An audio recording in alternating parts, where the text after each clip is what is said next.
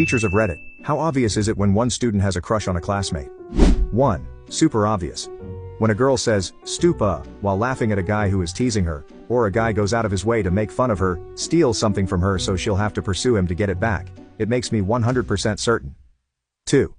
Depends on the age. But the signs are obvious as hell. Lots of staring, and not so obvious but very obvious attempts at being near them. Visible disappointment when they aren't put in the same group for group work. Jealousy in all forms. I've seen a kid hate a classmate for weeks because that classmate sat next to the kid's crush for morning meeting. 3.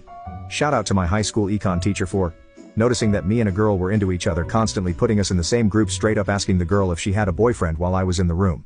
Mrs. Anderson is the best wingman of all time. 4. In middle school they just start trying to get on each other's nerves more and are usually overly smiley. The main problem comes when only one of them is smiley. 5. I once had a teacher tell me that my crush and I worked together well, and used him and L as an example for something. We ended up together and she said, "Oh, I so predicted it." Seeing the reaction on her face was priceless and I'll never forget it. So, apparently we were very obvious. 6.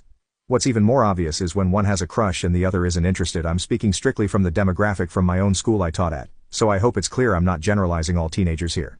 But I've noticed when a girl is crushing and the guy isn't, he is more likely, but not always, to be more forward about telling her so, to the point, in 1 or 2 cases, of sometimes being openly cruel to her.